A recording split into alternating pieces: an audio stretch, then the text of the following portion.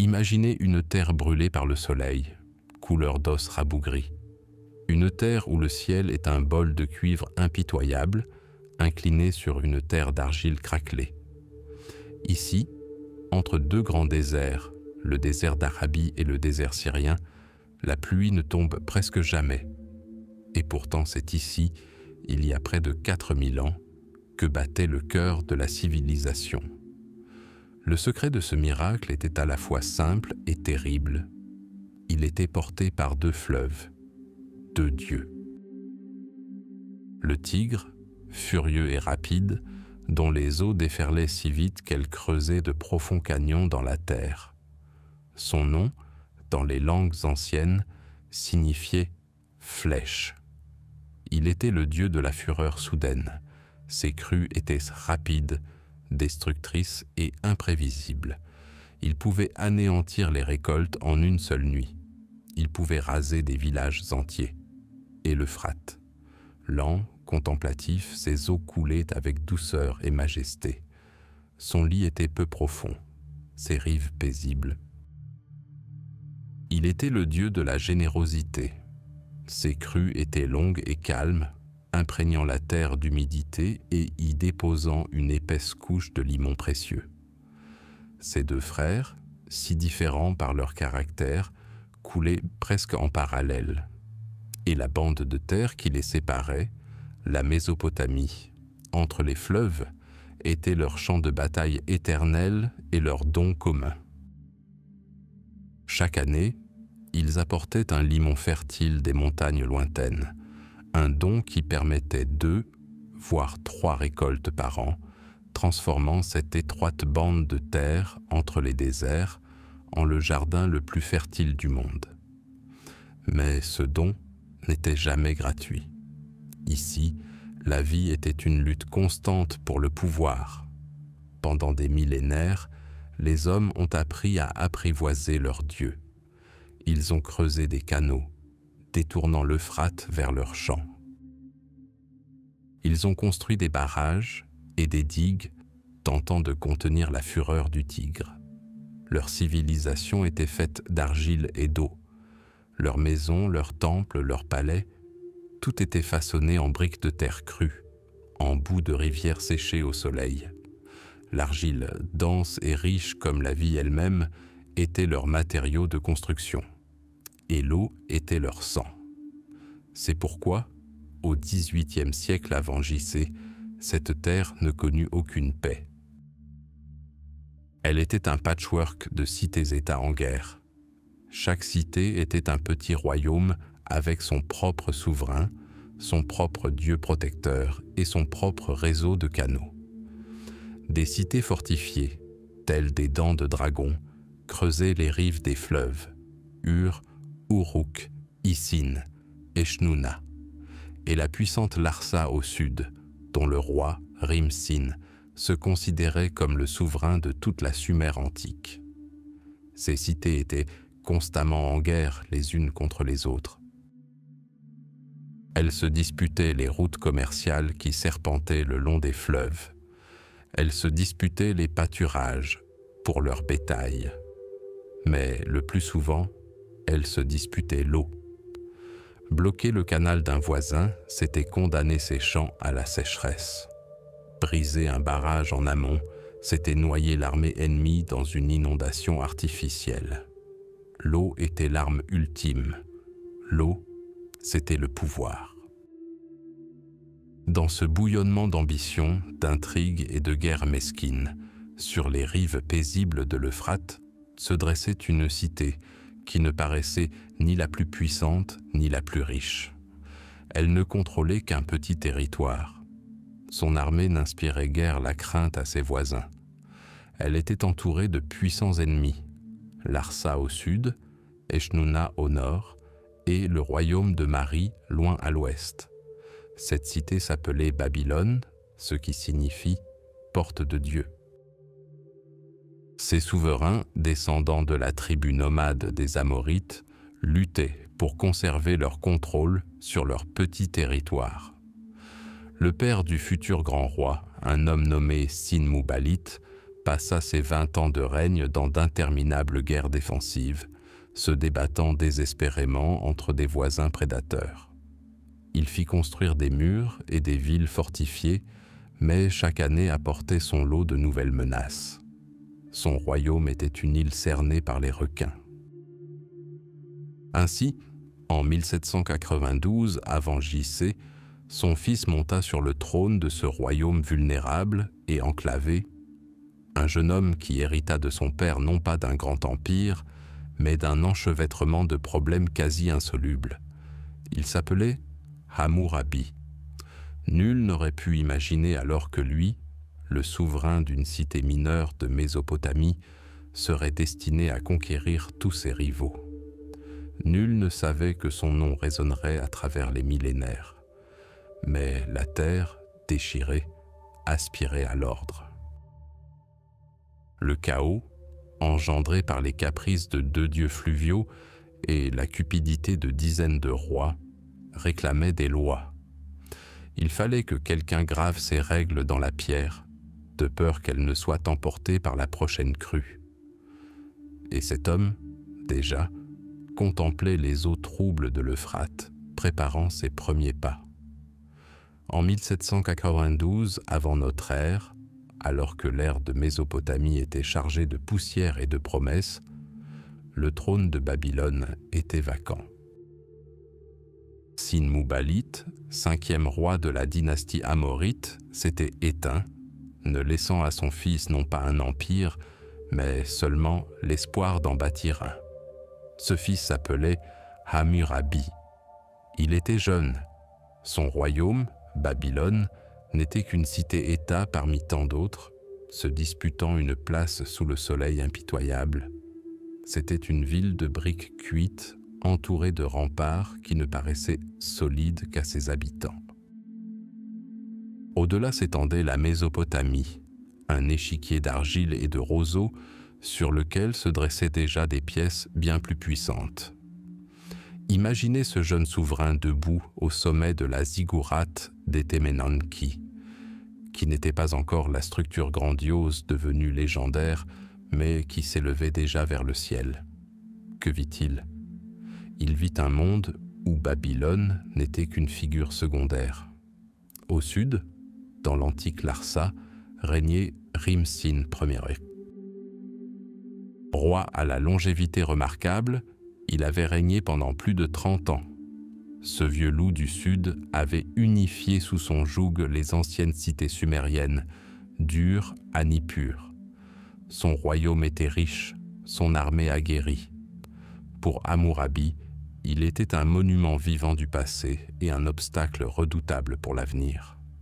À l'est, au-delà du Tigre, s'étendait le royaume d'Eshnunna. Ses souverains étaient rusés et pragmatiques. Ils contrôlaient les principales routes commerciales menant au plateau iranien.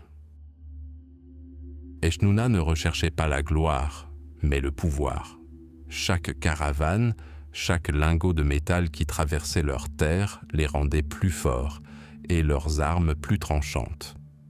Au nord-ouest, sur les rives du grand coude de l'Euphrate, se dressait la cité resplendissante de Mari. Son palais, avec ses milliers de salles et ses célèbres fresques, était une merveille de son temps. Le roi Zimrilim, contemporain d'Hammurabi, était un diplomate et un guerrier habile, dont les archives révèlent l'écheveau complexe d'alliances, de trahison et d'espionnage qui sillonnait la région. Mari était plus qu'une simple rivale. C'était un miroir dans lequel Hammurabi pouvait entrevoir ce que Babylone n'était pas encore devenue. Et au-dessus d'eux planait, telle une menace d'orage, l'ombre d'Élam, un puissant État venu de l'Est. Les Élamites étaient des étrangers, parlant une langue différente, et leur intervention dans les affaires mésopotamiennes était toujours sanglante et destructrice. Dans ce monde, où chaque voisin était soit prédateur, soit proie, Hammurabi monta sur le trône. 6e roi de sa dynastie, il ne possédait ni une immense armée, ni d'innombrables trésors. Il avait autre chose, une idéologie. Dans le prologue de ses futures lois, il se qualifie de « berger choisi par Enlil ». Ces mots ne relèvent pas d'une simple figure de style. Ils constituent un programme politique. Un berger, ou Re'um en akkadien, n'est pas un conquérant. C'est un protecteur. Il prend soin de son peuple comme un berger prend soin de son troupeau. Il veille à ce que les canaux soient remplis d'eau, que les champs soient fertiles, que les veuves et les orphelins ne soient pas lésés, que les forts n'oppriment pas les faibles. Cette conception du pouvoir, orientée vers la justice, était son arme principale dans un monde de force brute. La seconde partie du titre, choisie par Enlil, était son mandat divin. Enlil était le dieu suprême du panthéon suméro-akkadien, le dieu du vent, de l'air et de l'espace. Obtenir son approbation signifiait obtenir le droit de régner sur toute la Mésopotamie. Marduk était le protecteur de Babylone, mais Hammurabi, dès le départ, visait plus haut. Il proclama que sa mission n'était pas locale, mais d'une portée universelle, que les puissances supérieures elles-mêmes lui avaient confié le destin du monde, et il commença à agir, mais pas comme on l'aurait cru. Les premières années de son règne ne furent pas marquées par le fracas des batailles, mais par le martèlement des marteaux des bâtisseurs. Il ne défia ni Ricine ni Zimrilim. Il renforça les murailles de Babylone et de la ville voisine de Sippara. Il fit construire et restaurer des temples, s'attirant ainsi la faveur des prêtres et des dieux. Il creusa de nouveaux canaux, apportant l'eau aux terres arides et gagnant la loyauté des paysans.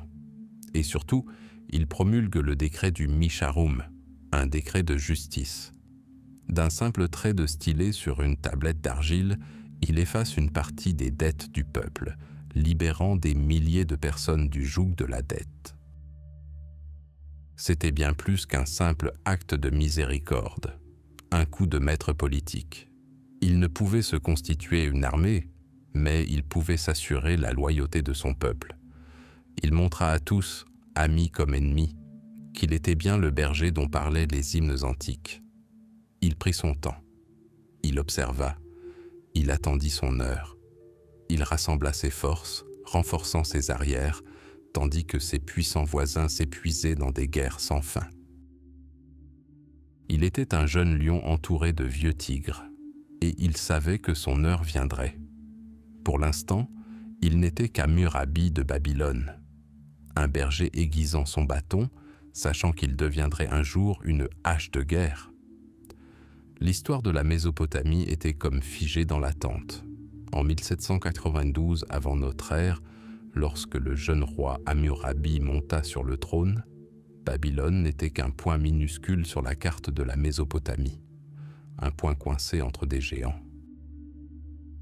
Ce n'était pas une cité légendaire, aux remparts touchant le ciel.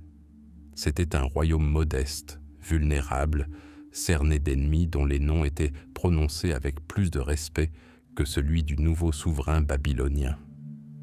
Au sud, dans la puissante Larsa, régnait le vieux renard, Rim-Sin, vétéran de dizaines de guerres et au maître de la quasi-totalité de Sumer. Au nord et à l'est, les royaumes de Mari et d'Eshnuna gagnaient en puissance. Tous voyaient en Babylonie une proie facile, une nuisance passagère sur les rives de l'Euphrate. Hammurabi n'hérita pas d'un empire, mais d'un problème. Et pour le résoudre, il disposait de 3 outils, la guerre, l'eau et les mots. Commençons par l'eau. En Mésopotamie, l'eau était essentielle. Elle était source de vie et de mort, de bénédiction et de malédiction. Le Tigre et l'Euphrate charriaient un limon fertile, mais aussi des crues dévastatrices. Maîtriser l'eau, c'était maîtriser les récoltes, les céréales, la vie des sujets et le destin même du royaume. Un canal était bien plus qu'un simple fossé rempli d'eau. C'était une artère vitale. Creuser un nouveau canal, c'était faire renaître le désert, fonder une nouvelle ville, nourrir des milliers d'habitants et s'assurer leur loyauté indéfectible. Bloquer le canal ennemi, c'était condamner ses champs à la sécheresse, son peuple à la famine et ses murailles à un effondrement inévitable, sans même un coup de lance. Durant les premières années de son règne, Hammurabi ne se précipita pas dans des batailles désespérées. Il construisit. Il approfondit les anciens canaux et en creusa de nouveaux. Il renforça les barrages. Il accumula les céréales dans les greniers. Il transforma son petit royaume en une forteresse capable de résister à tout siège, qu'il s'agisse d'une armée ennemie ou d'une sécheresse impitoyable. L'eau était sa première et plus fiable arme. Puis vint la guerre. Mais la guerre d'Hammurabi n'était pas un raid nomade aveugle, c'était une partie d'échecs, où chaque pièce se déplaçait avec une froide précision. Il attendit près de 30 ans avant de défier ses principaux rivaux. Pendant 30 ans, il observa, patienta, forgea puis rompit des alliances. Ses premières campagnes ne visaient pas les géants, mais leurs vassaux affaiblis. Il grignota les possessions des autres nations morceau par morceau, étendant lentement et méthodiquement ses frontières. Les villes d'Uruk et d'Izin, jadis grands centres de la civilisation sumérienne, tombèrent sous son assaut, mais elles ne devinrent pas de simples butins pillés. Elles furent intégrées à son empire grandissant, leurs ressources et leurs hommes servant désormais Babylone. Son armée, aguerrie par ses conflits locaux, s'agrandit et se renforça. Des pointes de lance en bronze scintillaient sous le soleil brûlant, et des chars de guerre tirés par des ânes soulevaient des nuages de poussière sur les routes menant hors de Babylone. Chaque victoire n'était pas une fin, mais simplement une préparation au prochain coup, plus difficile. Mais son arme la plus subtile, la plus redoutable, était la parole. Nous le savons non par des légendes, mais grâce à des milliers de tablettes d'argile découvertes dans les ruines du palais de Mari. Ce sont des lettres cunéiformes, une correspondance diplomatique de cette époque. Et Hammurabi apparaît ici non seulement comme un guerrier, mais aussi comme un maître de l'intrigue. Il écrit au roi de Mari, l'appelant frère, et conclut simultanément un pacte secret avec son ennemi. Il promet une aide militaire à un allié, mais n'envoie qu'une force symbolique, réservant ses troupes pour une frappe décisive ailleurs.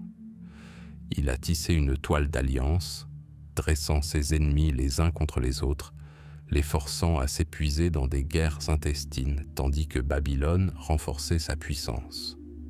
Les mots étaient aussi une arme de propagande. Hammurabi ne se contenta pas de conquérir des villes, il y apporta la justice.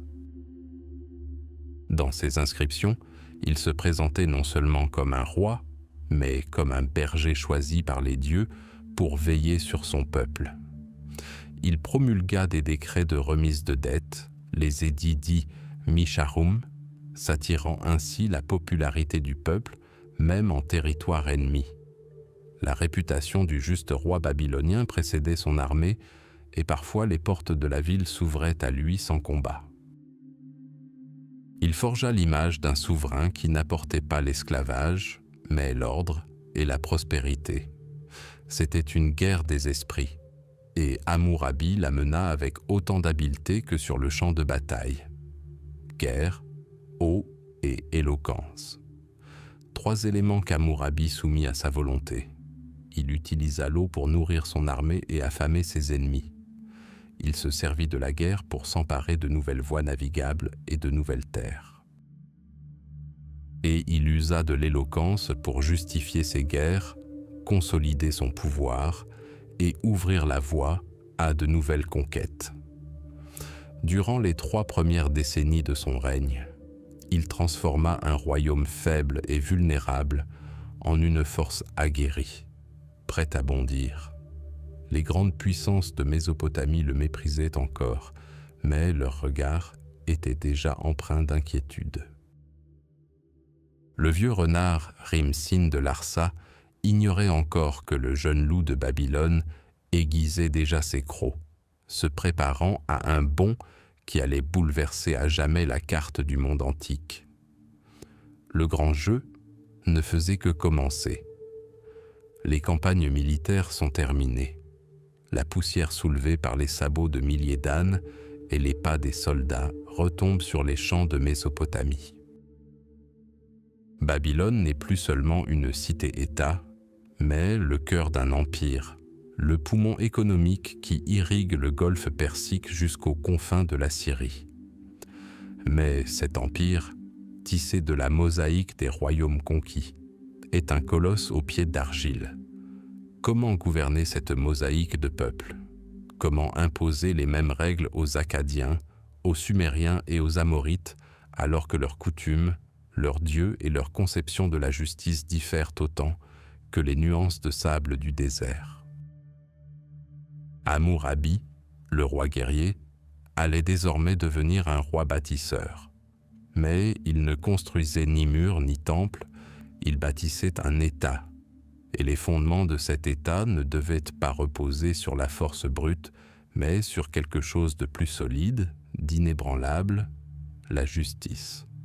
Mais comment rendre la justice visible, tangible? Comment la transmettre à chaque marchand sur la place du marché, à chaque paysan cultivant son lopin de terre au bord du canal? Les mots des décrets, lus par les héros, sont emportés par le vent. Les tablettes d'argile contenant les lois sont fragiles, elles peuvent être cachées ou détruites dans les archives du palais. Hammurabi avait besoin d'un héros qui ne puisse mentir, d'un monument qui parle de lui-même.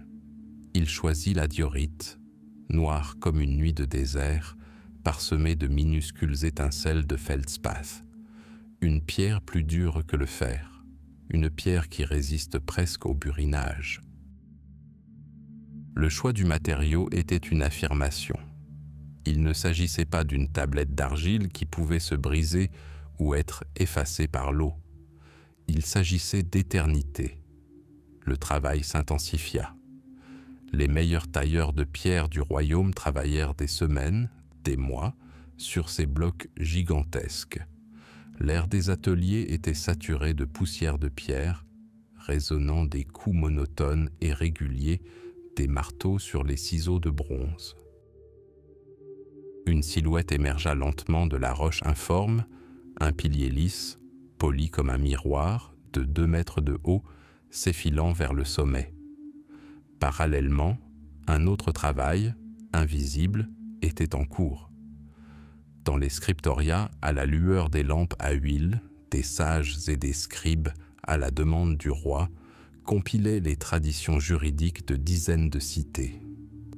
Ils étudiaient les anciennes lois sumériennes, les décisions des tribunaux akkadiens et les coutumes amorites. Il ne s'agissait pas d'une création ex nihilo, mais d'un effort titanesque de systématisation et d'unification. Hammurabi n'a pas inventé la justice. Il lui a donné forme, éliminant le superflu et les contradictions, et créant un code uniforme pour tous. Ainsi, des lignes et des lignes de signes cunéiformes commencèrent à apparaître sur la surface polie de la diorite. Chaque trait était le fruit d'une frappe précise. L'erreur était impardonnable. Les scribes-graveurs ne gravaient pas seulement des mots, ils gravaient des destins. 282 lois, 282 articles régissant chaque aspect de la société babylonienne. Ces lois étaient dures et concrètes. Elles ne s'exprimaient pas en philosophie, mais en conséquences. Si un constructeur bâtissait une maison qui s'effondrait et tuait son propriétaire, le constructeur devait être mis à mort.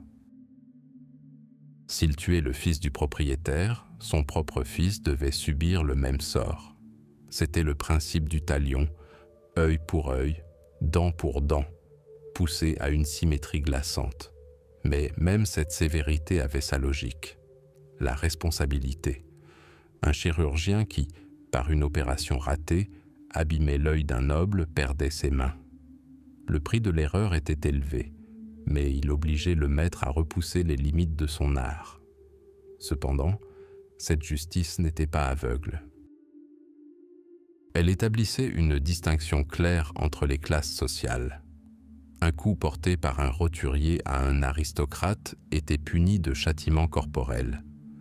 Le même coup porté par un aristocrate à un roturier n'était puni que d'une amende. Les lois d'Hammurabi n'ont pas instauré l'égalité. Elles ont consolidé la hiérarchie existante, mais elles y ont apporté ordre et prévisibilité. Désormais, chacun, de l'esclave au noble, connaissait sa place et la valeur de ses actes.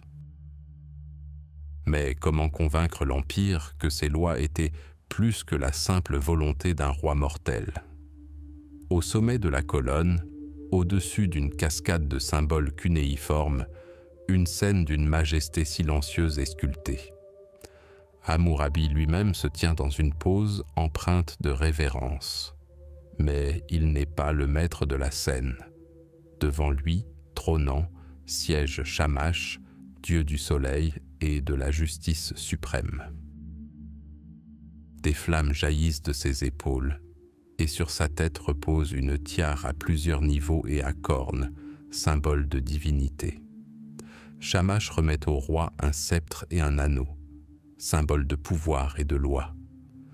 Le message était clair et sans équivoque pour quiconque pouvait le lire. Hammurabi n'est pas l'auteur de ces lois. Il n'en est que l'humble exécuteur. Les dieux eux-mêmes lui ont confié la mission de rendre justice au peuple. De telles stèles étaient érigées dans les principales villes du royaume, dans les temples et sur les places publiques. Quiconque s'estimait lésé, quiconque recherchait justice, pouvait s'approcher de cette pierre noire. S'il savait lire et écrire, il pouvait la déchiffrer lui-même. Sinon, il pouvait demander à un scribe de réciter la loi dont il avait besoin. La justice n'était plus le secret des prêtres, ni l'exercice arbitraire des gouverneurs. Elle était gravée dans la diorite. Froide, dure, accessible à tous, ce fut une étape révolutionnaire. Pour la première fois, le gouvernement s'adressait à ses sujets dans le langage d'une loi écrite, universelle et immuable, appuyée par l'autorité divine. Hammurabi créa bien plus qu'un simple code de loi. Il instaura une idéologie d'État où le roi était un berger responsable de son troupeau. Comme il l'écrivit lui-même dans l'épilogue de ses lois, « Que le fort n'opprime pas le faible, que justice soit faite à l'orphelin et à la veuve. » L'épée du conquérant soumit les terres. Mais c'est précisément cette pierre noire, inscrite en cunéiforme, qui était destinée à conquérir les esprits et les cœurs, unissant des peuples disparates sous l'égide de la loi gravée dans la pierre. Le soleil fait fondre les briques des rues de Babylone. La poussière flotte dans l'air épais, mêlée à l'odeur de la bière aux dattes et à la fumée des cheminées. La vie bouillonne, bourdonne, marchande et se dispute. Et puis, en un instant, un cri déchire ce bourdonnement, un éclair de rage, un geste imprudent, un coup, et pour un homme, le monde bascule à jamais dans l'ombre. Que faire ensuite? La vengeance. Œil pour œil, dent pour dent, ce qui ne fera qu'engendrer davantage de sang, engloutissant des familles entières dans une querelle sans fin. Hammurabi a dit non. Il offrit au monde un principe nouveau, froid et tranchant, comme la lame d'un couteau d'obsidienne. Un principe qui résonnerait à travers les millénaires et deviendrait synonyme de justice primordiale. Œil pour œil, dent pour dent. À première vue, cela semble d'une symétrie parfaite, d'un équilibre. Tu m'as pris la vue, l'État te la prendra. Ni ton frère, ni ton fils, ni ton père furieux, mais la machine impartiale de la loi, C'était une révolution, une tentative de remplacer le chaos des vendettas par l'arithmétique froide de la vengeance. Mais le diable, comme toujours, se cache dans les détails. Et dans la société d'Hammurabi, ces détails déterminaient tout. La justice, gravée sur une stèle de diorite noire, avait un visage différent pour chacun. Elle vous regardait et voyait non seulement une personne, mais aussi votre statut. Imaginons notre dispute dans les rues de Babylone. Deux citoyens libres et propriétaires terriens, à part entière, se battent. L'un crève l'œil de l'autre. Les juges consultent les lois. Article 196. Le verdict est clair et inévitable. Le bourreau, mandaté par l'État, s'acquittera de sa tâche. Œil pour œil, au sens propre. Douleur pour douleur, ténèbres pour ténèbres.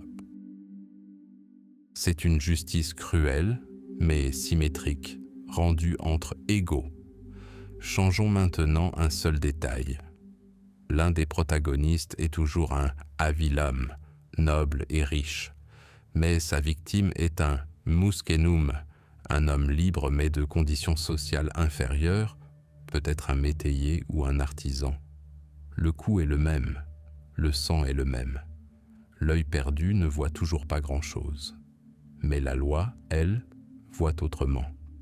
Article 198. Pas de bourreau, pas de châtiment. Le havilum coupable doit payer une amende. Le prix de l'œil d'un muskenam est une mine d'argent, soit environ 60 cycles, une somme considérable pour un roturier, mais tout à fait abordable pour la noblesse. L'œil d'un citoyen de plein droit était inestimable et exigeait un sacrifice en représailles. L'œil d'un roturier avait sa propre valeur, exprimée par le froid éclat du métal. Nous descendons toujours plus bas dans la société babylonienne, jusqu'aux ténèbres même de l'anarchie. Notre colère aveugle l'esclave. Un esclave n'est pas une personne, mais une propriété. Son œil n'est pas une fenêtre sur le monde, mais un bien appartenant au maître. C'est pourquoi la loi, article 199, ne protège pas l'esclave, mais son propriétaire. Le coupable doit indemniser ce dernier à hauteur de la moitié de la valeur marchande de l'esclave. L'œil d'un esclave n'est qu'une marchandise endommagée. Sa souffrance, son avenir, son immersion dans les ténèbres, tout cela est sans importance pour la loi. Seule compte la perte subie par son maître. Ainsi, un même acte, s'arracher un œil, entraînait trois conséquences juridiques totalement différentes. Un seul crime, trois prix. Un prix mesuré en chair, un prix mesuré en argent et un prix mesuré en fraction de la valeur de l'instrument vivant. Mais le prix d'un œil peut être différent. Il peut s'agir du prix du savoir-faire et du prix de l'erreur. Imaginez non pas un combat, mais le silence d'une pièce où un médecin, un as, se penche sur un patient. Il tient à la main un scalpel de bronze. Il doit retirer une cataracte, pour sauver la vue d'un noble havilum. C'est une opération délicate, exigeant une main sûre et un courage incroyable. S'il réussit, une récompense l'attend. 10 cycles d'argent, une belle somme. Mais si sa main tremble, s'il détruit l'œil d'un homme, comme le stipule l'article 218, le châtiment sera terrible. On lui coupera les mains. Le même instrument qui a donné la lumière deviendra la cause d'une mort professionnelle éternelle et de la honte. Le médecin qui a sauvé la vue a risqué plus que sa réputation. Il a mis ses propres mains en jeu. Chaque coup de scalpel était un pari dans un jeu où gagner, c'était de l'argent. Perdre, c'était la mutilation. Voilà la véritable essence du code d'Hammurabi. Il ne s'agit pas simplement d'un recueil de règles brutales, mais d'un contrat social détaillé, élaboré avec une précision extrême, jusqu'au dernier cycle et au dernier coup de fouet. Un code qui a cimenté une hiérarchie où la valeur de la vie humaine, de la douleur humaine et même des parties du corps humain n'était pas absolue, mais strictement réglementée. La valeur d'un œil n'était pas une question de médecine ou de morale. C'était une question de place dans le monde, gravée dans la pierre pour l'éternité. Dans le tumulte d'un marché babylonien, sous le soleil brûlant de Mésopotamie, le destin se jouait non par l'épée ni par la parole, mais par une fine couche d'argile humide. Chaque jour, des milliers de mains façonnaient ces tablettes, des milliers de stylets de roseaux les gravaient de symboles cunéiformes. C'était une époque où la civilisation reposait sur les contrats. Acheter un bœuf, louer un champ, embaucher un ouvrier, tout ce qui avait un prix devait avoir son empreinte d'argile, son document. Sans cela, une transaction n'était que du vent, un bruit vain sur l'Euphrate. Les lois d'Hammurabi ne se contentaient pas de recommander, elles exigeaient. L'article 7 de son code résonne comme le coup de marteau d'un juge. Si un homme achète de la main du fils d'un autre, ou de la main de son esclave de l'argent ou de l'or, un esclave mâle ou femelle, un bœuf ou un mouton, un âne ou quoi que ce soit d'autre, sans témoin ni contrat, alors cet homme est un voleur. Il sera mis à mort. Réfléchissez-y, ce n'est pas seulement la transaction qui est invalidée, ce n'est pas seulement une amende, la mort, pour défaut de documents et de témoins. Car dans le monde d'Hammurabi, la propriété non enregistrée est une propriété volée. Une tablette d'argile, portant les sceaux des parties et les signatures des témoins, était le seul rempart contre le chaos, la seule preuve de droit. Ce principe, celui du contrat inviolable, imprégnait non seulement le commerce, mais aussi le cœur même de la société, la famille. L'article 128 stipule: si un homme prend une femme et ne conclut pas de contrat avec elle, cette femme n'est pas son épouse. Le mariage n'était pas une simple union entre deux personnes, mais un accord légal scellé par un contrat. Et l'élément central de cet accord était la dot de la mariée, son sheriktum. Il ne s'agissait pas d'un paiement pour la femme, contrairement à une idée reçue. La dot constituait ses biens personnels, sa sécurité financière. Elle était transmise au foyer de son époux, mais ne lui appartenait pas. Elle pouvait comprendre des écheveaux de laine fine, des meubles en cèdre, des ustensiles en cuivre, quelques cycles d'argent, voire un esclave. Tout cela était soigneusement consigné par écrit et intégré au contrat de mariage. La loi protégeait ses biens. Si un mari décidait de divorcer de sa femme qui lui avait donné des enfants, il était tenu de lui restituer intégralement sa dot. De plus, il devait lui céder une partie de ses biens, champs, jardins et maisons, afin qu'elle puisse élever leurs enfants. Si la femme décédait sans enfant, sa dot ne restait pas chez son mari, mais revenait à son père.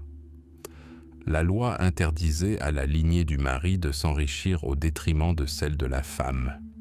La dot était le lien qui unissait les générations, et la loi garantissait que ce lien ne soit pas rompu. Mais la lutte la plus acharnée pour les droits successoraux se déroula en matière d'héritage. Là, le testament du père se heurta au caractère sacré de la loi, l'amour paternel à la colère paternelle.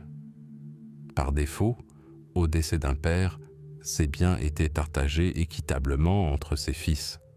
C'était un arrangement simple et compréhensible, mais que se passait-il si le père, en colère contre l'un de ses fils, décidait de le déshériter? Pouvait-il simplement rayer son nom du testament? Le code d'Hammurabi répond par la négative. Un père ne pouvait agir sur un coup de tête. L'article 168 est un chef-d'œuvre de sagesse juridique protégeant le fils des accès de colère paternelle. Si un père souhaitait déshériter son fils, il devait comparaître devant les juges et déclarer formellement « Je déshérite mon fils ». Les juges ne se fiaient pas à sa parole, ils étaient tenus d'enquêter. Et s'ils constataient une faute mineure du fils, s'il s'agissait de sa première infraction, le père ne pouvait le déshériter. La loi reconnaissait au fils le droit à l'erreur. Ce n'est que si le fils commettait une faute grave contre son père une seconde fois que les juges donnaient leur consentement. Cette décision, prise non sous le coup d'une querelle familiale, mais à tête reposée du tribunal, était sans appel.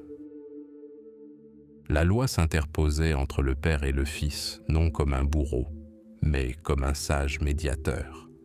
Elle reconnaissait l'autorité paternelle, mais limitait sa tyrannie. Elle exigeait la justice, non une obéissance aveugle. Ainsi, du marché au foyer, la vie d'un Babylonien s'inscrivait dans l'argile. Un contrat d'orge, un contrat de mariage, un jugement d'héritage, tous ces documents étaient bien plus que de simples archives. Ils constituaient les fondements avec lesquels Hammurabi bâtit son État. Un État où les droits de propriété, les liens familiaux et l'avenir des enfants étaient protégés non seulement par la volonté des dieux, mais aussi par des dispositions légales claires et précises, gravées dans la pierre et pressées dans l'argile. Et cette argile, cuite par le soleil pendant des millénaires, nous a transmis non seulement une liste de règles, mais la voix vivante d'une civilisation qui aspirait désespérément à l'ordre au milieu d'un chaos éternel. Imaginez une motte d'argile humide, fraîche et lourde dans votre paume, légèrement plus grande qu'une main. Prenez maintenant un roseau taillé, un stylet, et enfoncez-en la pointe dans la surface malléable, une première empreinte en forme de coin. Puis une autre, et encore une autre. Ainsi naquit le langage en Mésopotamie. Ainsi naquit le pouvoir. Et ainsi, coin après coin, Hammurabi bâtit son empire non seulement par l'épée, mais aussi par le savoir. Les lois gravées dans la pierre furent le dernier accord de son règne. Mais la symphonie du pouvoir se jouait quotidiennement sur des milliers de tablettes d'argile. Elle constituait le système nerveux de l'Empire, une veine palpitante où circulaient ordre, dénonciation et supplique. De Babylone, telle une araignée tissant sa toile, Hammurabi étendait ses fils jusqu'aux confins du royaume. Des courriers spéciaux, changeant de chevaux au relais de poste, sillonnaient les routes poussiéreuses sous un soleil de plomb, portant la volonté royale, scellée dans des enveloppes d'argile. Que contenaient ces lettres? Tout, absolument tout. Le drame du quotidien et les intrigues politiques les plus complexes, condensées en quelques dizaines de lignes cunéiformes. Hammurabi écrit ici à son gouverneur de la ville de Larsa, Sin-Idinam. Il ne se contente pas de donner des instructions générales. Non. Le roi exige un rapport sur la récolte de dattes dans un verger précis. Il s'enquiert des raisons du retard de livraison de l'huile de sésame. Il ordonne le transfert de 21 ouvriers, d'un canal à l'autre afin d'accélérer les réparations. Il ne s'agit pas simplement d'un roi. Il est le principal administrateur, le principal logisticien, le principal gestionnaire de son État. Chaque détail, aussi infime soit-il, était sous son contrôle. Voici une lettre au ton tout autre. Elle est adressée à un espion à la cour de Zimrilim, le puissant souverain du royaume de Mari. Hammurabi souhaite s'informer sur les mouvements de troupes, l'état d'esprit des nobles et les négociations secrètes avec les Élamites. Il tisse des intrigues, forge des alliances provisoires et se prépare à les rompre au moment le plus opportun. Ces lettres sont comme une partie d'échecs où des armées entières servent de pions et où le prix de la défaite est le royaume. Il use de flatteries, de menaces et de promesses. L'argile nous a légué non pas l'image d'un sage législateur, mais le portrait d'un politicien rusé et impitoyable qui savait que l'information est une arme aussi redoutable qu'une hache de bronze. Mais derrière ces ordres et ces rapports d'espionnage, une autre voix, plus importante, se fait entendre, celle du peuple. Ils écrivaient au roi, non pas directement, bien sûr, mais par l'intermédiaire de ses fonctionnaires, et ses tablettes d'argile criaient au scandale. Une veuve de Sippar se plaignait qu'un voisin s'était emparé de son champ d'orge. Un marchand de Ur réclamait une punition pour un débiteur qui n'avait pas payé son argent depuis 3 ans. Des paysans de différents noms se disputaient l'eau d'un canal d'irrigation. Qui avait le droit d'ouvrir la vanne en premier? C'est dans ce flot incessant de plaintes, de disputes et de procès mesquins que naquit le besoin d'un système plus élaboré. Hammurabi, lisant ses rapports les uns après les autres, voyait son empire non comme un monolithe, mais comme une mosaïque composée de centaines de cités différentes, chacune avec ses coutumes, ses lois et sa conception de la justice. Ce qui était normal à Nippur était considéré comme un crime à Babylone. La décision d'un juge dans une ville pouvait contredire celle d'un autre. Ce brouhaha de voix, ce chaos de cas individuels exigeait de l'ordre. L'Empire, maintenu uni par des messagers expéditifs et la volonté d'un seul homme, était vulnérable. Il lui fallait des fondements plus solides que l'argile cuite et plus durables que la vie d'un roi, aussi illustre fût-il. Une évidence s'imposait.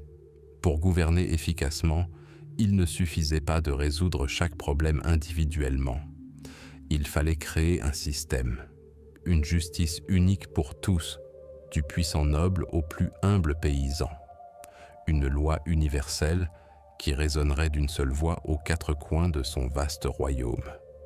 Chaque tablette d'argile portant une plainte était une minuscule pierre. Et parmi des milliers de ces pierres, Hammurabi comprit qu'il était temps d'édifier un mur.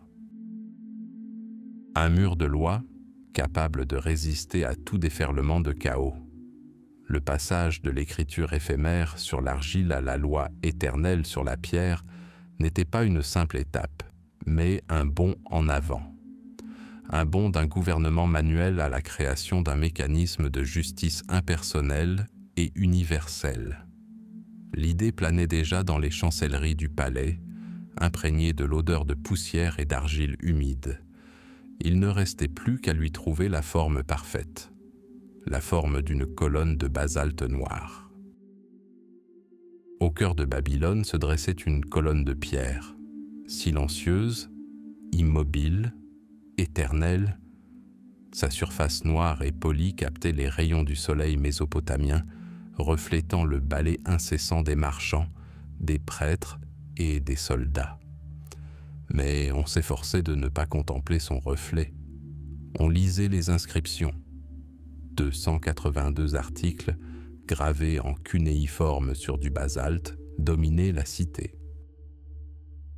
Il ne s'agissait pas d'un simple ensemble de règles nées de la volonté d'un seul homme, aussi grand fût-il. C'était un ordre divin conféré par Shamash lui-même, dieu du soleil et de la justice. La voix d'un dieu figée dans la pierre, et cette voix résonnait désormais dans chaque foyer, chaque marché, chaque champ, du golfe Persique jusqu'aux frontières de la Syrie. Le code d'Hammurabi n'était pas le premier code de loi de l'histoire, mais il était le plus complet, le plus détaillé et, surtout, le plus public. Il n'avait pas été rédigé pour prendre la poussière dans les archives du palais. Il était là, à la vue de tous, et son influence planait sur chaque habitant de l'Empire. Cette ombre instaura l'ordre. Désormais, Un accord scellé par une tablette d'argile avait force de loi. Un usurier ne pouvait plus exiger des taux d'intérêt exorbitants. Le code le limitait. Un maçon dont la maison s'effondrait, tuant son propriétaire, savait qu'il allait mourir. Un médecin pratiquant une opération complexe de l'œil sur un patient noble le savait. La réussite lui rapporterait 10 cycles d'argent, tandis que l'échec lui coûterait son bras. La loi apporta la prévisibilité à la vie. C'était le fondement sur lequel Hammurabi bâtit son empire unifié. Elle transforma des cités-États disparates, chacune avec ses coutumes propres, en un seul organisme, battant au même rythme, celui de la loi. Mais l'ombre de cette stèle était d'une uniformité trompeuse. En réalité, elle pesait sur les épaules de personnes de statuts divers. La loi d'Hammurabi n'était pas aveugle. Au contraire, elle prenait tout en compte et surtout le statut social. La société babylonienne était strictement divisée en 3 classes. Au sommet se trouvait l'Avilam, le peuple, citoyen à part entière, noble, prêtre et grands propriétaires terriens. En dessous se trouvaient les Mushkenum, hommes libres mais aux droits limités, sortes de fonctionnaires ou de travailleurs dépendants. Et tout en bas se trouvaient les Wardom, les esclaves, considérés comme une propriété. Et pour chacun d'eux, la loi avait ses propres règles. Le fameux principe du œil pour œil, dent pour dent, le talion, ne s'appliquait pleinement qu'entre égaux. Si un avilum crevait l'œil d'un autre avilum, il perdait le sien. Justice, cruelle et symétrique. Mais si ce même avilum crevait l'œil d'un muskenum, il s'en tirait avec une amende d'une mine d'argent. La vie et la santé d'une personne avaient un prix clairement défini. S'il crevait l'œil d'un esclave, l'amende était encore moindre. La moitié de la valeur de l'esclave versée à son maître. Non pas à l'esclave lui-même, mais à son maître. Ce fossé traversait l'ensemble des 282 articles. Si un homme libre hébergeait un esclave fugitif, il était passible de la peine de mort. S'il aidait une esclave à accoucher et prétendait ensuite être le père de l'enfant, on lui coupait la langue. La loi ne se contentait pas de refléter l'inégalité sociale, elle la cimentait. Elle transformait les préjugés sociaux en volonté divine immuable et il était impitoyable dans sa franchise. La loi ne s'intéressait pas aux mobiles. Elle ne demandait pas « pourquoi ?» mais « qu'avez-vous fait ?» Quiconque volait des légumes dans le jardin d'autrui était puni de la même manière que celui qui volait des bijoux. L'intention importait peu, seul le fait du crime comptait. Il n'y avait ni avocat, ni long débat. Il y avait des témoins, des serments et, dans les cas les plus difficiles, l'épreuve, un jugement divin, une épreuve par le fleuve. L'accusé se jetait dans les eaux de l'Euphrate. Si le fleuve l'accueillait, il était coupable. S'il le repoussait sur la rive, il était innocent. Ainsi l'Empire vécut sous l'ombre de la stèle de basalte. Chaque pas, chaque parole, chaque respiration était mesurée, évaluée. L'ombre de la loi protégeait les uns et menaçait les autres. Elle instaurait l'ordre, mais cet ordre reposait sur la peur. Peur du roi, peur des dieux et surtout peur de cette lettre froide et indifférente gravée dans la pierre. Le soleil se coucha et la longue ombre de la stèle d'Hammurabi s'étendit sur Babylone endormie, pénétrant chaque foyer, chaque cœur, chaque rêve. Nul ne pouvait y échapper. Imaginez Babylone.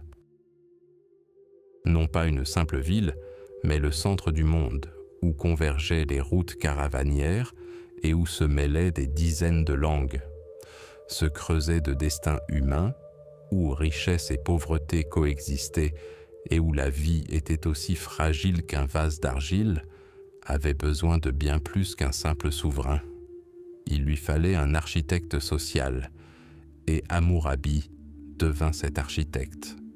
Son principal outil n'était pas l'épée, mais la parole gravée dans la pierre.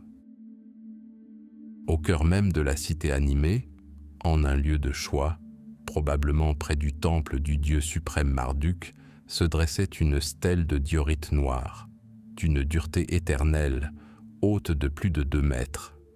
Gravée en cunéiforme sur sa surface polie, des versets étaient destinés à traverser les millénaires, 282 lois. Ce n'était pas le premier code de loi de l'histoire mésopotamienne, mais c'était le plus complet, le plus systématique et, surtout, le plus public. Un contrat social, gravé à la vue de tous. Au sommet de la stèle figurait Hammurabi lui-même, se tenant avec révérence devant Shamash, dieu du soleil et de la justice. Le roi ne fait pas la loi, il la reçoit des dieux. C'était une affirmation d'un pouvoir colossal. À Babylone, la justice était d'origine divine et le roi lui-même en était le guide suprême. Les codes d'Hammurabi n'étaient pas des principes philosophiques abstraits. Ils constituaient un guide de vie extrêmement concret. Ils imprégnaient tous les aspects de l'existence, d'une importante transaction agricole à une querelle familiale. Et au cœur de nombre d'entre eux se trouvait un principe qui allait traverser les siècles. Le talion. Œil pour œil, dent pour dent. Si un homme crevait l'œil d'un autre, on lui creverait le sien. S'il cassait un os, on lui briserait le sien. Cela peut paraître cruel, mais pour l'époque, c'était une véritable révolution. Le talion limitait les vendettas, remplaçant le cycle infernal de violence familiale par une punition claire, mesurée et définitive infligée par l'État. Le chaos des règlements de comptes personnels laissa place à l'ordre de la justice d'État. Mais cet ordre n'était pas synonyme d'égalité. La société babylonienne était strictement hiérarchisée et les lois d'Hammurabi, loin de dissimuler cette hiérarchie, la renforçaient. La population entière était divisée en 3 grands groupes.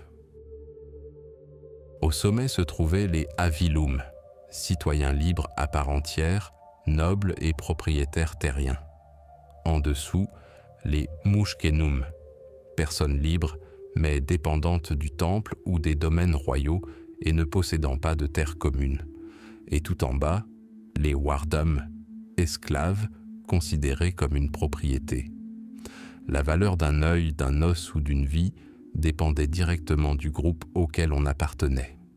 C'est là que le drame naît des faits. La loi Numéro 196 stipulait « Si un avilum crève l'œil d'un autre avilum, on lui crèvera le sien. » Et voici la loi Numéro 98. S'il crève l'œil d'un muskenum, il devra payer une mine d'argent.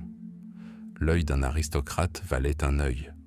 L'œil d'un roturier, 60 cycles d'argent. Et s'il s'agissait d'un esclave, la punition était encore plus clémente. Le coupable devait payer au maître la moitié de la valeur marchande de l'esclave. Ce n'était pas la justice telle que nous la concevons. C'était une justice pondérée selon le statut social. Un ordre, certes, mais un ordre différent pour chacun. Cette logique froide et implacable s'étendait à toutes les professions. La responsabilité était absolue et parfois terrifiante. Loi Numéro 229. Si un constructeur bâtit une maison pour un homme et ne réalise pas son travail correctement, et que la maison s'effondre et tue le propriétaire, ce constructeur sera mis à mort. Mais le pire était à venir. Loi Nagréum 230. S'il tue le fils du propriétaire, le fils de ce constructeur sera mis à mort. Non pas le coupable, mais son fils. Le principe du talion, poussé à un extrême glaçant où la valeur de la vie d'un enfant est égale à celle de la vie d'un autre. Un médecin qui pratiquait une opération ratée sur un esclave pouvait perdre ses mains et ne plus jamais exercer. Mais si un esclave mourait pendant l'opération, il ne dédommageait que le propriétaire des frais. Les lois régissaient la vie familiale avec une égale rigueur. Une femme prise en flagrant délit d'adultère était enchaînée à son amant et jetée dans l'Euphrate. Son mari avait toutefois le droit de lui pardonner et de la sauver. Mais le roi était alors tenu d'accorder également son pardon à l'amant. La femme n'était pas pour autant dépourvue de droits. En cas de divorce, le mari était tenu de lui restituer sa dot et de consacrer une partie de ses biens à l'éducation de ses enfants. Les lois la protégeaient de tout arbitraire, mais la maintenaient dans le cadre strict d'une société patriarcale. Le code d'Hammurabi est un instantané d'une civilisation en quête désespérée de stabilité. Il réglementait les loyers des bœufs, les salaires des bergers, les sanctions pour le vol des récoltes et les dommages causés aux canaux d'irrigation. C'était une tentative de créer une réalité prévisible et gérable où chacun, du noble à l'esclave, connaissait sa place, ses droits, ses devoirs et, surtout, le prix de ses erreurs. Ce n'était pas un code de liberté ou d'égalité, mais un code d'ordre. Un ordre brutal et hiérarchique, certes, mais préférable au chaos imprévisible qui régnait au-delà des murs de la Grande Babylone. Et cet ordre, gravé dans la diorite noire, devint le fondement sur lequel furent bâtis les empires futurs. Le fleuve du temps finit par miner même les barrages les plus solides. L'empire d'Hammurabi, bâti sur les briques durcies par les lois et maintenu uni par la volonté d'un seul homme, n'y fit pas exception. Après sa mort, il ne s'effondra pas du jour au lendemain. Non, la chute des grandes puissances est rarement rapide. Elle fut comme le lent craquement d'une gigantesque tablette d'argile sous le soleil brûlant de Mésopotamie. Le fils d'Hammurabi, Samsu-Iluna, hérita du trône, mais non du génie de son père. Guerrier, non bâtisseur, il passa sa vie à courir d'un incendie à l'autre, colmatant les brèches d'un royaume au bord du gouffre. Au sud, dans les basses terres marécageuses du Tigre et de l'Euphrate, la dynastie maritime émergea, se détachant à jamais de l'ancienne Sumer. De l'est, des monts Zagros, des tribus cassites commencèrent à infiltrer les terres fertiles, des étrangers aux noms imprononçables et aux coutumes rudimentaires. Ils ne firent pas la guerre, ils s'installèrent, s'enracinèrent dans le territoire et le transformèrent de l'intérieur. Samsu-Iluna lutta avec acharnement. Il abattit les murailles des cités rebelles, remporta des batailles, mais perdit la guerre pour l'unité. Chaque ville reconquise laissa une cicatrice sur l'Empire. Chaque victoire coûta un sang désormais impayable. De génération en génération, Babylone demeurait la plus grande ville du monde. Sa ziggourate perçait toujours le ciel, ses prêtres officiaient toujours auprès de Marduk, et ses scribes recopiaient le code de loi de leurs illustres ancêtres. Mais son éclat s'estompait, sa puissance déclinait. L'Empire s'était réduit à la taille de son cœur, la Mésopotamie centrale. Et les souverains de Babylone, descendants d'Hammurabi, regardaient vers le sud, vers les rebelles des maritimes, et vers l'est, vers les Kassites, qu'ils jugeaient insidieux.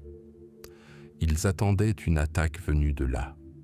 Ils regardaient dans la mauvaise direction.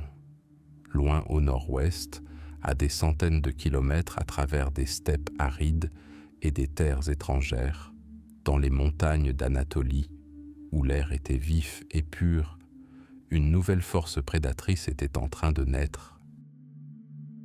Un peuple qui parlait une langue indo-européenne et se nommait lui-même les Hittites. Ils étaient des enfants de pierre et de fer. Leur royaume, Hatti, s'était forgé dans des guerres incessantes contre leurs voisins. Ils avaient appris à maîtriser le métal comme nul autre avant eux. Mais leur arme la plus puissante, leur véritable miracle, n'était ni le bronze, ni même le fer primitif. C'était le char. Loin du chariot encombrant des Sumériens d'il y a 1000 ans, le char de guerre hittite était léger, rapide et redoutable. 2 roues à rayons, une plateforme pour 2, un conducteur et un archer, et une paire de chevaux d'élite spécialement entraînés. Un véritable char d'assaut de l'âge du bronze, une avalanche qui balayait l'infanterie, une force de frappe capable de percer n'importe quelle ligne. À la tête de cette armée se tenait un roi à l'ambition démesurée, Mursili Ier. Il était jeune, impitoyable et voyait le monde comme une carte de conquête future. Il avait déjà conquis le nord de la Syrie et écrasé la puissante ville d'Alep. Son regard se portait désormais plus loin, vers le grand fleuve Euphrate. Là, dans la chaleur étouffante, se trouvait la cité mythique, la perle de la civilisation, Babylone. Il ne s'agissait pas d'une simple campagne, c'était une traversée du monde connu. Plus de 1500 kilomètres en territoire hostile. Un cauchemar logistique, une aventure militaire frôlant la folie. Pendant des mois, l'armée de Mursili marcha vers le sud. La poussière soulevée par des milliers de pieds et des centaines de chars s'élevait vers le ciel. L'Euphrate était leur guide, leur voie. Ils portaient avec eux non seulement des armes, mais aussi une nouvelle façon brutale de faire la guerre. Et c'est ainsi qu'en l'an 1595, avant JC, la tempête s'est abattue. Samsu-Ditana, dernier roi de la dynastie d'Hammurabi, aperçut trop tard les chars hittites aux portes de sa ville. Les défenses de Babylone, affaiblies par des décennies de lutte intestine, n'étaient pas préparées à un tel assaut. Les Hittites ne se contentèrent pas d'un siège prolongé. Ils frappèrent immédiatement de toute leur force. Des chars traversèrent la plaine à toute allure, empêchant les troupes babyloniennes de se rassembler et les criblant de flèches. Des troupes de choc lancèrent l'assaut. La ville est tombée. Ce qui suivit n'était pas une conquête, mais un pillage d'une ampleur civilisationnelle. Les Hittites n'avaient pas l'intention de régner sur Babylone. Ils étaient venus pour la gloire et le butin. Les portes de bronze furent arrachées de leurs gonds. Les palais construits par Hammurabi furent saccagés. Les rues où ces lois avaient jadis été appliquées résonnèrent de cris et s'emplirent d'une odeur de fumée. Les temples furent profanés, puis Mursili commit l'acte de sacrilège ultime dont l'écho résonnera pendant des siècles. Il ordonna le retrait des objets les plus précieux des Sagilas, le sanctuaire principal de Babylone. Non seulement l'or et l'argent, mais aussi les dieux eux-mêmes. Les statues du dieu suprême Marduk et de son épouse Sarpanite furent retirées du temple, chargées sur des chariots et expédiées vers le nord, dans les montagnes d'Anatolie, tels des trophées de grande valeur. Pour un Mésopotamien, c'était impensable. C'était pire qu'une défaite. Cela signifiait que les dieux avaient abandonné Babylone, que Marduk lui-même, le souverain de la cité, était réduit à l'état de prisonnier impuissant. Après s'être rassasiés de butin, les Hittites repartirent aussi soudainement qu'ils étaient arrivés. Ils laissèrent derrière eux des ruines fumantes et un trône béant. La dynastie d'Hammurabi, qui avait régné pendant près de 3 siècles, s'éteignit dans le feu et les cendres. Le grand législateur ne laissa aucun héritier capable de résister à la tempête venue du nord. La tempête hittite s'apaisa. Mais dans le vide du pouvoir qui s'ensuivit, ceux qui attendaient depuis longtemps leur heure aux frontières arrivèrent sur la terre dévastée et humiliée de Babylone, les Kassites. Ils entrèrent dans la ville sans combattre, s'emparèrent de ce qui restait de la grande puissance et fondèrent leur propre dynastie. Une dynastie destinée à régner plus longtemps que les descendants d'Hammurabi lui-même. Une ère s'achevait. Le code de loi gisait comme une tablette brisée parmi les ruines. Et le dieu de Babylone entra dans un long et humiliant exil. Les grands empires survivent rarement à leur créateur. Le royaume d'Hammurabi ne fit pas exception.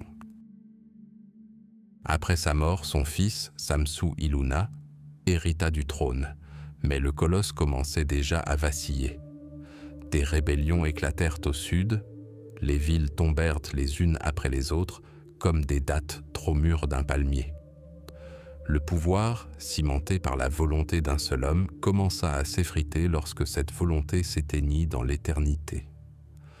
La stèle contenant les lois se dressait toujours sur la place principale de Babylone, mais son influence s'amenuisait. Puis, un siècle et demi après la mort d'Hammurabi, une véritable tempête s'abattit du nord, des montagnes d'Anatolie. Les Hittites. Leurs chars de guerre étaient le tonnerre, leurs épées de fer, l'éclair. En 1595, avant J.C., l'armée du roi hittite Mursili Ier fondit sur Babylone. La ville, qui semblait éternelle, fut prise et pillée. L'or des dieux, les trésors des palais, tout fut emporté. La dynastie d'Hammurabi s'éteignit à jamais. D'autres peuples vinrent s'installer dans la cité désertée. Les Kassites, ils régnèrent sur la Mésopotamie pendant près de 4 siècles. Le code d'Hammurabi ne disparut pas complètement. Les scribes des écoles, les édubas, continuèrent de le recopier sur des tablettes d'argile.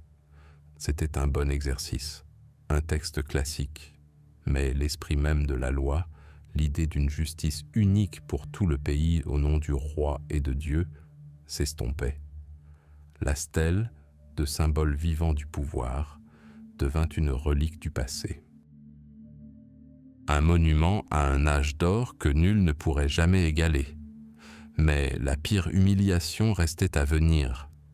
Au XIIe siècle avant J.C., une nouvelle puissance émergea à l'est, l'Élam, avec Suse pour capitale.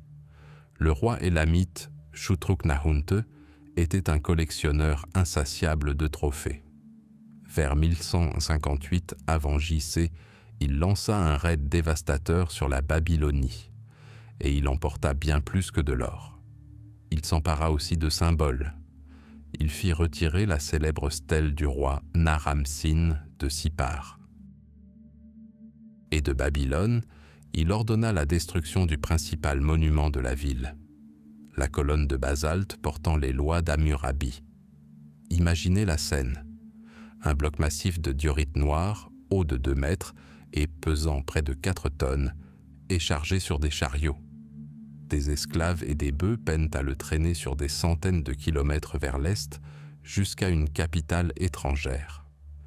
Il ne s'agissait pas d'un simple vol, mais du vol d'une âme. Shutruk-Nahunte voulait effacer le souvenir de la grandeur de Babylone en s'appropriant son artefact le plus précieux.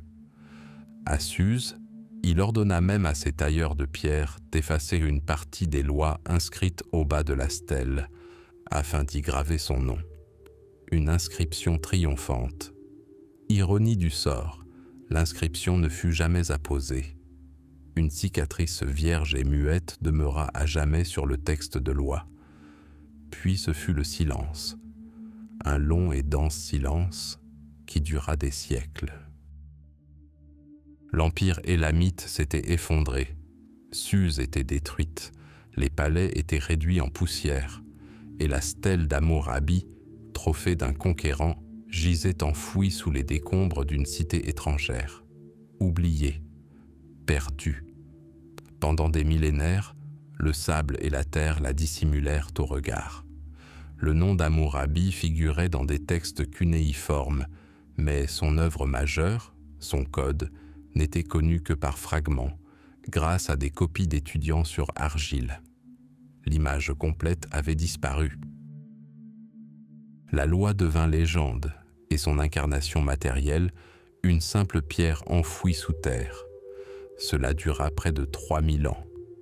Des empires se succédèrent, la Syrie, la Perse, l'empire d'Alexandre, Rome. Des religions naquirent et s'éteignirent. Le monde changea radicalement. Puis, au tournant des 19e et 20e siècles, une expédition archéologique française, menée par Jacques de Morgan, arriva en Perse, sur le site de l'ancienne Suse. Ils étaient à la recherche de vestiges de la civilisation élamite. Durant l'hiver 1901, alors qu'un vent froid soufflait sur les ruines de l'ancienne acropole, la pioche d'un ouvrier heurta quelque chose de dur.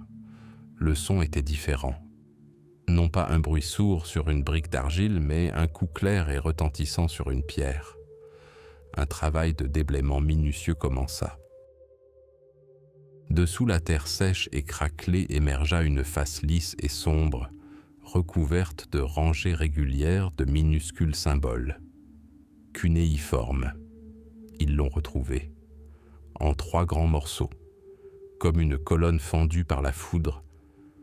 Une fois les fragments réunis, les archéologues, stupéfaits, se sont retrouvés face à la colonne de basalte même que Shutruk-Nakhunte avait pillée à Babylone 30 siècles auparavant.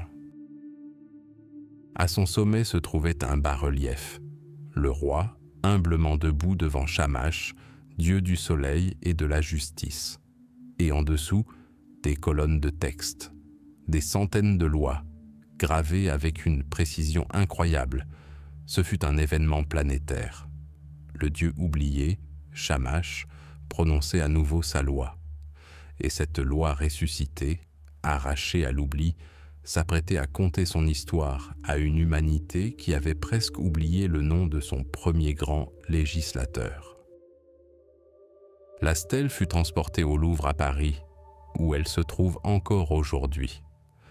Après 3000 ans d'oubli, la voix du roi Hammurabi se fit de nouveau entendre, et le monde, retenant son souffle, se mit à écouter. La mort n'épargne aucun roi. Hammurabi, le grand unificateur, souverain et législateur, s'est éteint comme tout mortel. Son empire, d'apparence éternelle, respirait encore sa volonté, vivait encore selon sa parole, gravée dans la pierre. Au cœur même de Babylone, sur la place centrale, sous le soleil brûlant de Mésopotamie, se dressait cette même stèle de diorite noire, haute de 2 mètres. Sa surface lisse, polie par des milliers de regards, reflétait l'activité trépidante de la cité. Marchands concluaient des marchés, prêtres accomplissaient des rituels, juges rendaient la justice, et chacun savait que l'ordre était immuable. Il était gravé dans la pierre. 282 lois, couronnées par l'image d'Hammurabi lui-même les recevant de Shamash, dieu du soleil et de la justice. C'était plus qu'un simple ensemble de règles, c'était une alliance, un monument à l'idée que le pouvoir n'est pas seulement force, mais aussi responsabilité, que la justice doit être connue de tous, du noble à l'esclave. Mais le temps est un grand destructeur. Il érode la pierre et réduit les dynasties en poussière. Des décennies passèrent. Des siècles passèrent. La puissance de Babylone s'affaiblit. Ses murs, jadis impénétrables, devinrent vulnérables. Les Hittites furent les premiers à déferler sur la ville comme un tourbillon de feu avant de disparaître dans la steppe. Puis le pouvoir passa aux mains des Kassites, des étrangers qui régnèrent pendant des siècles, et la stèle demeurait. Elle fut témoin du passage des générations, entendit résonner de nouvelles langues dans les rues, survécut à des dizaines de rois dont les noms sont désormais oubliés. Elle devint le témoin silencieux du déclin de la grandeur passée.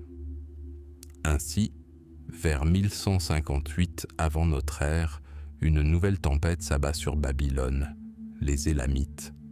Leur roi, Shutruk-Nakhunte, pénètre dans la cité déchue, non pas en simple pillard, mais en avide de pouvoir. Ce qui lui importe le plus, ce n'est pas l'or, mais un symbole.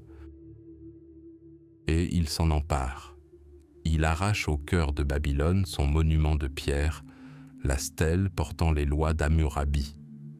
Ce trophée, plus précieux que tous les trésors du palais, est transporté à des centaines de kilomètres à l'est, jusqu'à Suse, capitale de l'Élam. Là, en terre étrangère, le vainqueur décide de commettre un ultime acte d'humiliation.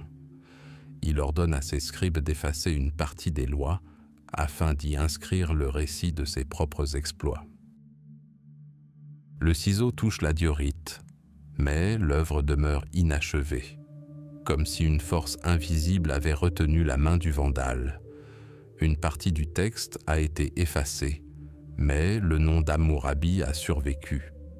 Puis vint le silence, un long et dense silence qui dura 3000 ans. Le royaume élamite s'effondra. Suse fut détruite et engloutie par la terre. Babylone fut réduite à un amas de terre et de sable. Les noms d'Hammurabi et de Shutruk-Nahunt n'étaient connus que d'une poignée d'érudits, déchiffrant des tablettes cunéiformes à demi décomposées. La stèle, le plus grand monument juridique du monde antique, reposait profondément sous terre, enfouie sous des couches de poussière, d'oubli et de civilisation disparue. Le XXe siècle est arrivé, l'ère de la vapeur, de l'électricité et d'une nouvelle science, l'archéologie. Une expédition française, menée par Jacques de Morgan, fouille le site de l'ancienne Suse, dans l'actuel Iran. Nous sommes en hiver 1901. Des ouvriers, recrutés dans les villages environnants, creusent méthodiquement la terre. On entend le bruit des pelles qui raclent la pierre. Mais ce n'est pas un rocher ordinaire. Il est trop gros, trop lisse, trop noir. 3 grands fragments de basalte sont extraits de la terre, morceau par morceau. Lorsqu'ils sont débarrassés de la terre millénaire, les archéologues sont saisis d'effroi. Toute la surface de la pierre est recouverte de rangées parfaitement régulières d'inscriptions cunéiformes. Et à son sommet, une image familière, déjà vue lors d'autres découvertes, un roi, humblement debout devant une divinité assise. Le monde ignore encore ce qu'il a trouvé, mais il le comprend déjà. C'est quelque chose de grandiose. Les fragments sont soigneusement emballés et expédiés à Paris, au Louvre. Là, dans le calme de leur bureau, les scientifiques se mettent au travail. Les pièces sont assemblées. Les signes cunéiformes, silencieux depuis 30 siècles, se mettent lentement à parler, syllabe après syllabe, et ils ne parlent ni de conquête, ni de rituel. Ils parlent du prix d'un œil crevé, des honoraires du médecin pour une opération réussie, de la punition infligée à un constructeur négligent dont la maison s'est effondrée, tuant son propriétaire. Le monde redécouvre les lois d'Hammurabi. Aujourd'hui, cette stèle noire se dresse dans une salle du Louvre, derrière une épaisse vitre, baignée de lumière artificielle. Mais elle est bien plus qu'une simple pièce de musée. C'est un miroir, le miroir d'Hammurabi. En le contemplant, nous y voyons le reflet d'un monde disparu, sa cruauté et son désir d'ordre. Nous y voyons une société divisée entre hommes libres, semi-libres et esclaves, où la vie d'un être humain valait plus que celle d'un autre. Nous y voyons une justice qui punit plutôt que de corriger, suivant l'implacable principe du « œil pour œil ». Mais dans ce même miroir, dans ses profondeurs obscures et ancestrales, se révèle autre chose. On y voit le reflet des premiers pas de l'humanité vers l'état de droit. L'idée même que la loi doit être écrite et accessible à tous et non pas cachée dans l'esprit des prêtres ou soumise aux caprices d'un souverain. On y perçoit des parallèles frappants avec des codes ultérieurs, notamment les lois de Moïse, comme si un grand fleuve de justice avait coulé à travers les siècles, changeant de cours sans jamais s'assécher. Et enfin, dans ce miroir, nous nous voyons nous-mêmes. Notre propre société, avec ses systèmes juridiques complexes, ses constitutions et ses déclarations des droits de l'homme. Nous constatons à quel point nous nous sommes éloignés du principe du talion et en même temps, nous reconnaissons que les questions fondamentales auxquelles Hammurabi cherchait à répondre, celles de la justice, de la responsabilité et de l'ordre, nous interpellent encore. Le roi est mort. L'empire est réduit en poussière. La ville est en ruine. Mais la voix gravée dans la pierre leur a survécu à tous. Et aujourd'hui, près de 4000 ans plus tard, elle continue de parler. Et nous l'écoutons.